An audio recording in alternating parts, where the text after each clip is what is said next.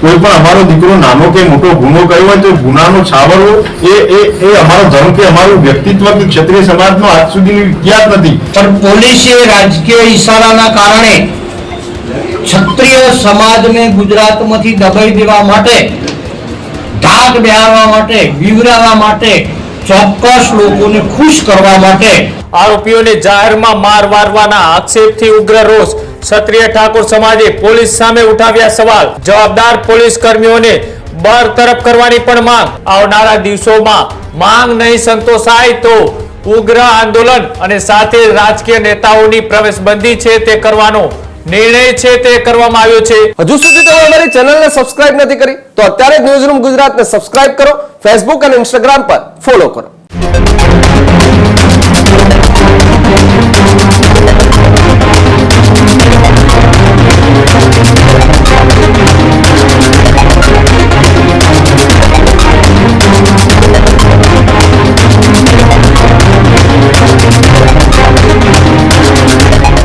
સમાચારોમાં આગળ વાત કરીએ બીજા મહત્વપૂર્ણ સમાચારની તો પાટણના ઝુલિયા ખાતે જે ઘર્ષણ થયું હતું તેમાં પોલીસની કાર્યવાહી. વિવાદમાં આરોપીઓને જાહેરમાં માર મારવાના આક્ષેપથી ઉગ્ર રોષ. ક્ષત્રિય ઠાકોર સમાજે પોલીસ સામે ઉઠાવ્યા સવાલ. 18 યુવાનોને રિકન્સ્ટ્રક્શન દરમિયાન માર મારવાનો આરોપ. યુવા ક્ષત્રિય સેના દ્વારા પત્રકાર પરિષદ છે તેનું આયોજન કરવામાં આવ્યું. જવાબદાર પોલીસ કર્મીઓને બરતરફ કરવાની પણ માંગ. માંગણીઓ નહીં સ્વીકારાય તો આંદોલનની પણ ચીમકી છે તે ઉચ્ચારવામાં આવી. વામૈયા ખાતે બેઠક બોલાવીને કલેક્ટરને આવેદનપત્ર છે તે અપાશે.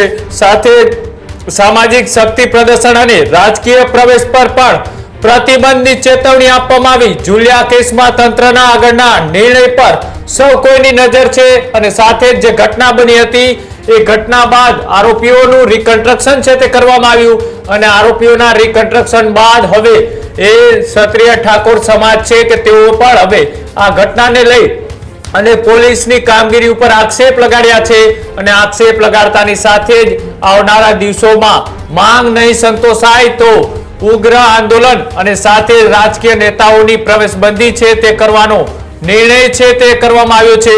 જે આખી ઘટના બની હતી આ ઘટના બાદ હવે એના પડઘાએ સીધા જ ક્યાંક ને ક્યાંક ક્ષત્રિય સમાજ અને વિસ્તારની અંદર પડ્યા હોવાની વાત છે તે સામે આવી રહી છે અને તેને જ લઈ વામૈયા ખાતે મળેલી બેઠકની અંદર આજે આખી ઘટના હતી. આ ઘટનાને લઈ ક્ષત્રિય સમાજ દ્વારા શું માંગ કરવામાં આવી આવો તે પણ જોઈએ. સંવિધાનમાં જોગવાઈ છે પોલીસ સ્ટેશનના માધ્યમથી તમે એફઆઈઆર કરો, નામદાર કોર્ટના માધ્યમથી ફરિયાદ થાય અને એના પર એક્શન લેવાય અને એ રીતે એક્શન લેવાય એ રીતે સંવિધાનિક રીતે કોઈના ઉપર સજાની કે દંડની જોગવાઈ થાય તો એના માટે અમને જરાય વાંધો નથી. પણ કાયદો વ્યવસ્થા હાથમાં લઈ અને તમારે જ્યારે પૂર્વગ્રહ હોય, અગાઉ પણ આ જ પાટણ જિલ્લાના વામૈયા ગામના 2 દીકરાઓ પર એલસીબીએ બર્બરતાપૂર્વક ઢોર માર માર્યો હતો. કેમ ભાઈ, વામૈયા ક્ષત્રિય સમાજ એને વારંવાર તમારે પાટણ જિલ્લાની પોલીસને ટાર્ગેટ કેમ કરવી પડે છે? તમે પૂર્વાગ્રહથી પીડિત છો કે ક્ષત્રિય સમાજથી તમારે દ્વેષ ભાવના છે? એના માટે આજે સમાજે અવાજ ઉઠાવ્યો છે. કોઈ પણ અમારો દીકરો નાનો કે મોટો ગુનો કર્યો હોય તો ગુનાનો છાવરવો એ અમારો ધર્મ કે અમારું વ્યક્તિત્વ કે ક્ષત્રિય સમાજનો આજ સુધીનો ઇતિહાસ નથી. ક્ષત્રિય સમાજે કોઈની 10ની નોટ પડાવી લીધી હોય એવા દાખલા નથી. ક્ષત્રિય સમાજે બલિદાન આપ્યા છે, આહુતિ આપી છે, સમર્પણ કર્યું છે, સેવા કરી છે. કદાચ એકાદ કેસમાં એવું બન્યું પણ હોય તો એ કાયદેસરના પગલા લેવાય છે. એમાં ક્યારેય ક્ષત્રિય સમાજે વાદો કે વિરોધ કે હસ્તાક્ષેપ કર્યો નથી.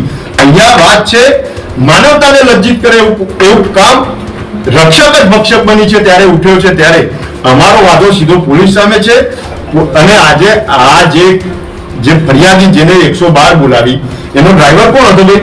એના તપાસમાં હા, એનો ડ્રાઈવર કોણ હતો?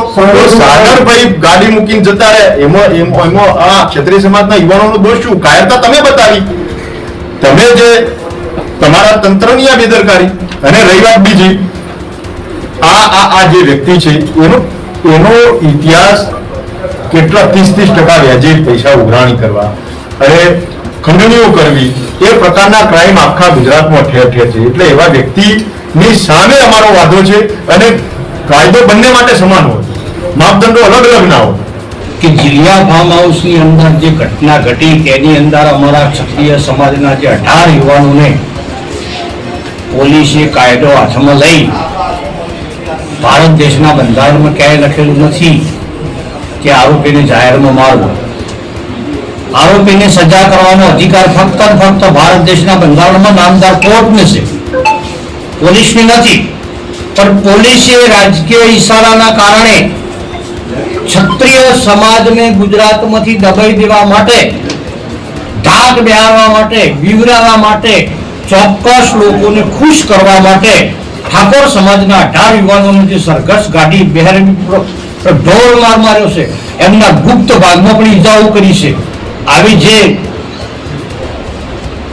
મનુષ્ય તરીકે આપણે એમનો વિડીયો જોઈ શકતા નથી, એ વિડીયો જોવો તો આપણા આંખમાંથી આંસુ આવી જાય છે. એટલે પોલીસે ખરેખર કાયદાનું ઉલ્લંઘન કર્યું છે. ચોક્કસ લોકોને ખુશ કરવા માટે, ક્ષત્રિય સમાજને દબાવવા માટે આ કૃત્ય કર્યું છે. અને મને તો અસર થાય છે કે જેનું ફાર્મ હાઉસ હતું, એ ફાર્મ હાઉસનો માલિક દેશનો રાજ્યનો કોઈ વીઆઈપી વ્યક્તિ નહોતો, કોઈ સંત નહોતો, કોઈ સામાજિક આગેવાન નહોતો. એ વ્યક્તિ અઢળક ગુનાઓમાં સંડોવાયેલો છે. અપહરણ, ખંડણી, ધમકી, એ રીતે પૈસા બનાવેલા છે. અને મસ્તાના ગેંગ એવી ટીમ બતાવે છે મીડિયાની અંદર, એક મસ્તાના નામની ગેમ ચલાવે છે. એટલે એક મસ્તાના ગેંગને બચાવવા માટે પોલીસે ઇરાદાપૂર્વક વ્યક્તિગત ઝઘડાને પોલીસ સાથે સામેલ કરી દીધો છે, પોલીસે બુદ્ધિપૂર્વક. એટલે મીડિયા મને જગતને એવું લાગે કે આ લોકોએ ક્ષત્રિય સમાજના યુવાનોએ પોલીસ ઉપર હુમલો કર્યો. બાકી પોલીસને તો કરવાની પોલીસ ઇન્વોલ્વ થઈ ગઈ છે. ક્ષત્રિય ઠાકોર સમાજ શું કાર્યક્રમ આપશે આમાં?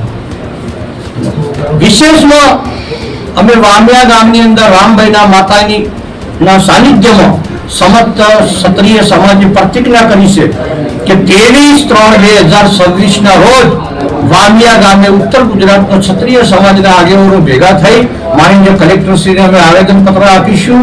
અને 15 દિવસની અંદર અને ન્યાય આપવામાં નહીં આવે તો સમગ્ર ગુજરાતની અંદર કોંગ્રેસ, ભાજપ, આમ આદમી પાર્ટી, તમામ પાર્ટીઓની પ્રવેશ બંધીને અમે બોર્ડ મારી દઈશું ગામે ગામ. કેવા ન્યાયની અપેક્ષા રાખે સમાજ? યોગાની કેવા સમાજ ન્યાયની અપેક્ષા રાખે સમાજ? વિશેષમાં વધુ વાત કરતો નથી. હવે અભિજીતભાઈ વાત કરી છે. કાયદાની રીતે અમે લડીશું, ન્યાય મેળવે જંગીશું. અને આ કૃત્ય એ ગુજરાતમાં ક્ષત્રિય સમાજને દબાઈ દેવા માટેની જે ફોર્મ્યુલા ચાલે છે, એ ફોર્મ્યુલાનો પર્દાફાશ અમે કરીશું અને આખરી દમ તક લડીશું. ન્યાયની રીતે, કાયદાની રીતે, કોર્ટની રીતે, સામાજિક રીતે અને રાજકીય રીતે. હજુ સુધી તમે અમારી ચેનલને સબસ્ક્રાઇબ નથી કરી તો અત્યારે જ ન્યૂઝરૂમ ગુજરાતને સબસ્ક્રાઇબ કરો, ફેસબુક અને ઇન્સ્ટાગ્રામ પર ફોલો કરો.